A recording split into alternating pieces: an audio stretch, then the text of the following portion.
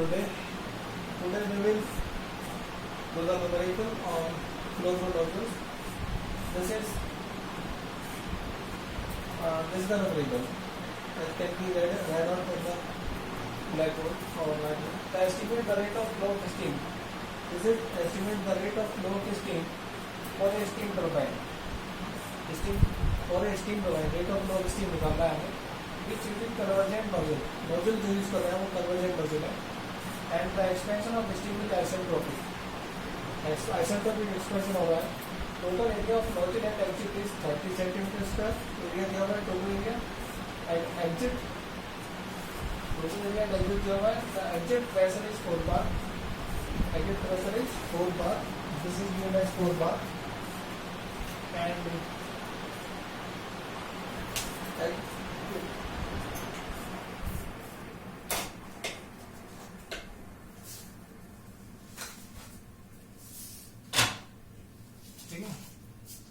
तो rate of flow of steam निकालना है for a turbine which is convergent type of nozzle. Expansion of steam isentropic है. Isentropic expansion हो रहा है and the total area of nozzle at exit 30 square centimetre है. Inlet to the nozzle steam is at 6 bar. 6 bar पर steam enter कर रही है. This P1 is 6 bar at to temperature T1 is 260 degrees Celsius and the exit pressure is 4 bar. This is 4 bar. Exit pressure 4 bar. Neglecting the velocity of approach. Velocity of approach neglect करने के लिए कह रहा है यानी C1 को हम neglect कर देंगे. C1 neglect कर देंगे. Find the condition of steam at the exit. Exit पर एक conditions हमें निकालनी है. And if the coefficient of discharge is 0.95. If coefficient of discharge CD is 0.95, then you have to find out the actual exit area. Find out the actual exit area of the nozzle, and assume that the velocity, mass flow rate, and the expansive volume are same. सामने देखिए, ठीक है? So from Mollier diagram, we will use of Mollier diagram will be, है ना? So from Mollier diagram. From Mollier diagram का use होगा इसमें. Mollier diagram at 6 bar 260 degree Celsius. 6 bar 260 degree Celsius पर एंथैल्पी हम रीड कर सकते हैं वहां पर 2980 किलो जूल पर kg. This will be the value of enthalpy 2980 kilojoule per kg, and H2 is 2888 kilojoule per kg, and temperature T2 is 210 degrees Celsius. That is steam is, इसका क्या मतलब है? That is steam is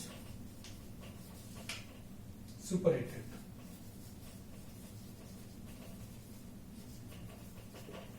Steam is superated. At this temperature, steam is superated.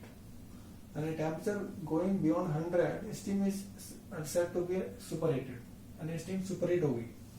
तो ये Mollier diagram से हमें value मिली है 6 बार 260 degree Celsius पर. Enthalpy H1, H2, temperature T2.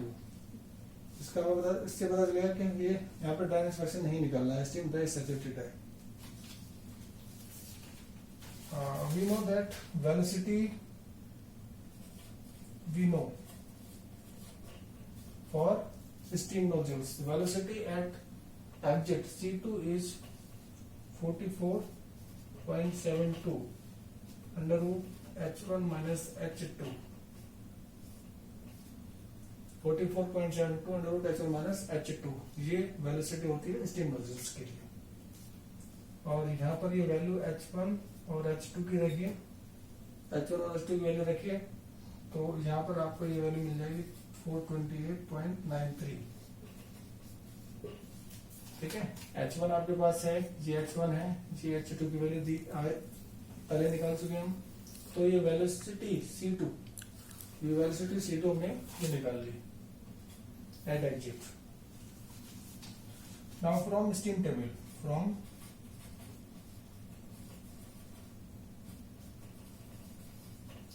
Steam table specific volume at 4 bar 210 degrees Celsius, V2 is 0.5588 metre cube पर KG. ये 4 बार 200 degree Celsius पे V2 में निकाल लिया, प्रेशर 4 बार दिया हुआ है एंड 210 डिग्री सेल्सियस से टेम्परेचर आया है वोल्ट डायग्राम से। तो इस पर हमने स्पेसिफिक वॉल्यूम देख लिया स्टीम टेबल से। Now we know that continuity equation,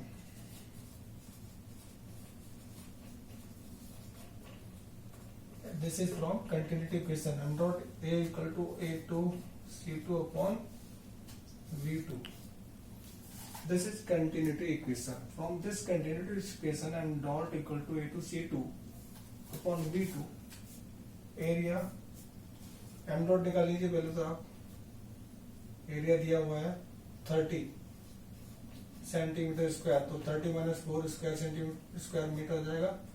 C2 की वैल्यू कितनी आई थी 428.93, स्पेसिफिक वॉल्यूम 0.5588। ठीक है, ये वैल्यू हमने सारी रख दी इस पर। एरिया 30 दिया हुआ है, अब 30 स्क्वायर सेंटीमीटर स्क्वायर मीटर में चेंज करेंगे इसको, 30 10 माइनस 4। तो ये m डॉट की वैल्यू यानी मास फ्लो रेट की वैल्यू आ रही है आपकी 2.302। This is the value of mass flow rate जो इसने पूछा था। Find the condition of steam eight exit निकाल लिया और इसने, ठीक है, तो ये मास निकल गया। Estimate the rate of flow of steam, ये पूछा था ना, rate of flow of steam. तो ये rate of flow of steam है, this is the rate of flow of steam 2.302 kg पर सेकेंड। हमें क्या निकालना है, हमें निकालना है एक्चुअल एरिया, हमें और निकालना है भी एक्चुअल एरिया।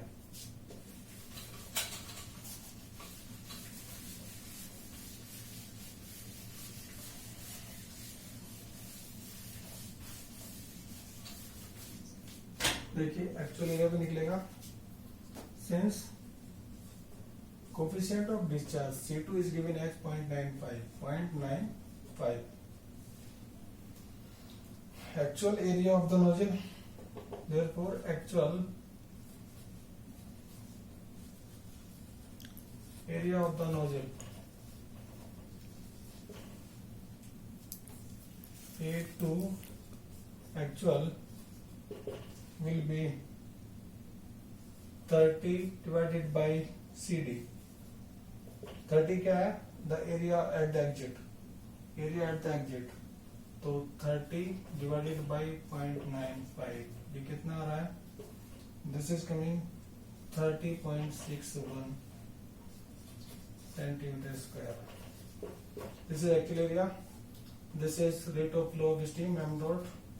एक आंसर ये है आपका, एक क्या है C2 की वैल्यू निकाल लेते, कंडीशन ऑफ स्टीम H2 निकाला।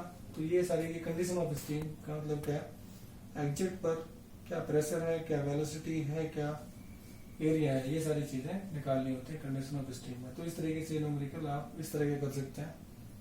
So it is a very typical numerical. ठीक है।